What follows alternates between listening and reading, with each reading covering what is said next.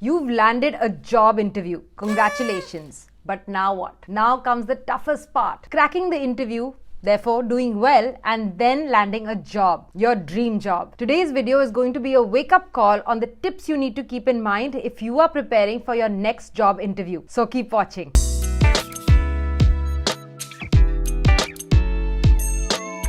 Hi my friends, my name is Mehar Sindhu Batra. I'm your career coach and mentor helping you accelerate your career. So you have prepared a killer CV. Everything went well so far and you have been called for an interview. This one meeting can make or break your career, and how you handle it and prepare for it will help you take control of your destiny. As someone who has been on the interviewee side and the interviewer side and created so much content for you on Instagram that has helped hundreds of you land jobs, I guarantee that these tips will help you for sure. So without wasting any more time, let's jump right into the 5 tips to ace that interview. First and foremost, my friends, before you go in for the job interview, make sure you research about the company that you're interviewing with. This will help you feel very much prepared before an interview and also increase your confidence. Let me give you an example.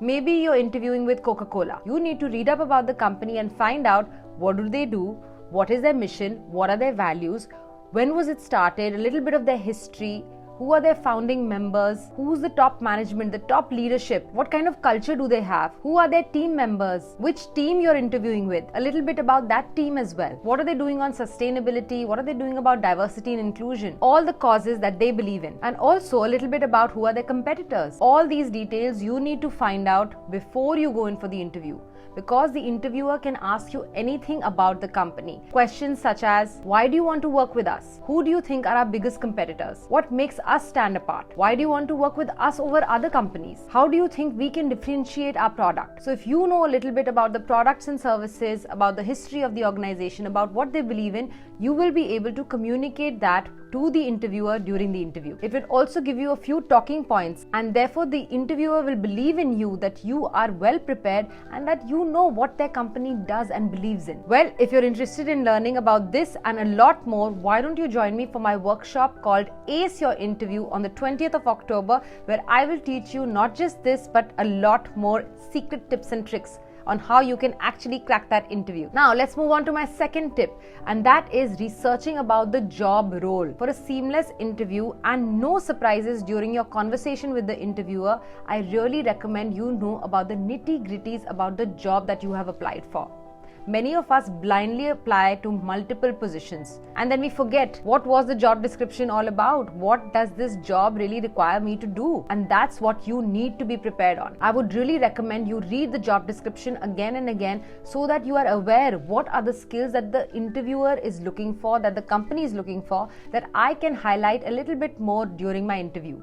The good thing here is that you have already been selected for the job interview, which means that the interviewer already believes that your CV has all the skills that they are looking for as per their job description.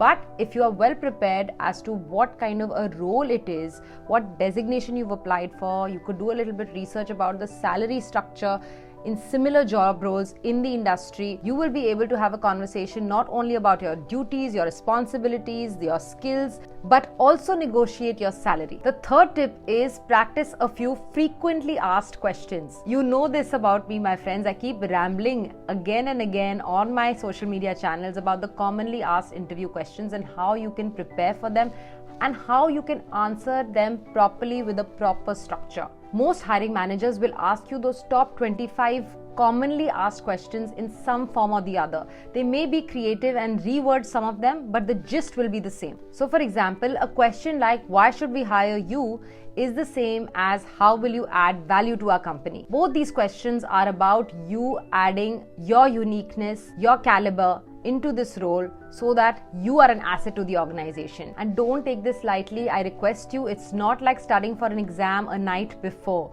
You have to be well prepared and practice these questions way in advance so that by the time your interview comes, you have already been practicing and you are confident in what you're going to say. Better preparation leads to more confidence. So if you have been feeling nervous about your job interviews, it's just because you haven't probably been practicing enough. You cannot predict what the interviewer will ask ask you, but if you practice the most commonly asked behavioral questions, you'll just go into the interview a little bit more prepared. My fourth tip is brushing up on your technical skills. Now, this varies from industry to industry, job role to job role, company to company. So you know what your technical skills are and you know what the interviewer is looking for. You never know when the interviewer pops up a technical question and you need to have the answer ready at that time. And some of the technical questions could be a repetition of what's already on your CV. So for example, what technical qualifications do you have? How many courses have you done on this subject? How many years of experience do you have in this particular area? What do you think about what is happening in the industry right now? For example, if you're interviewing for an accounting role, they could ask you questions about specific accounting principles or standards.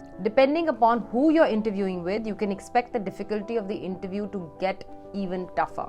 So if it's an HR round, of course, it may just be the commonly asked questions with a little bit about your experience. If it's with a senior member of an organization, they could get a little bit more technical because they already know that you do possess all this knowledge, but how do you actually apply the knowledge? And that's what they will test you on. Just a quick note to say that if you are enjoying this video and are finding it useful, please do hit the subscribe button. It really helps me grow, and also turn on the notification bell so that you don't miss out on any more upcoming videos of mine. And my fifth tip is always have some questions ready that you will ask the interviewer at the end of the interview or even during the interview. Please remember that an interview is a two-way conversation.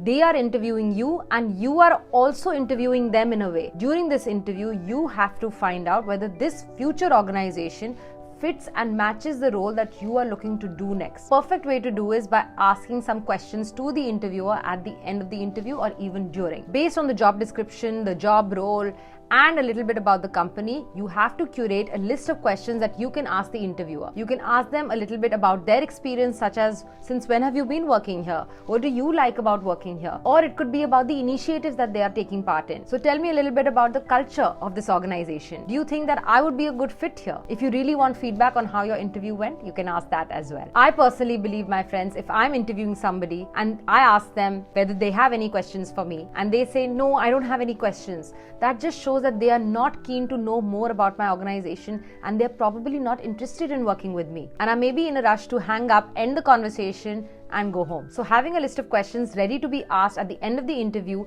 not only helps you conclude the interview in a positive way, but it also shows that you care, you are prepared and really interested in getting this opportunity. If you want to learn more about tips and tricks on how you can make a good impression on the interviewer during an interview, make sure you sign up for my workshop called Ace Your Interview on the 20th of October, where I will be covering 3 parts of the whole interview process. So the first stage is pre-interview, the things that you need to do before you go for an interview. The next is during an interview and how you can conduct yourself. And the last is post-interview, the things that you need to do after an interview is over. So how to follow up, etc. And this is not it, my friends. I have tons of freebies, tons of tools and resources that I will be sharing with you during that workshop as homework for you to do later. So wrapping up today's video, I'll be back next week with another video. But until then, keep applying for your dream job, preparing well and working hard towards your goals.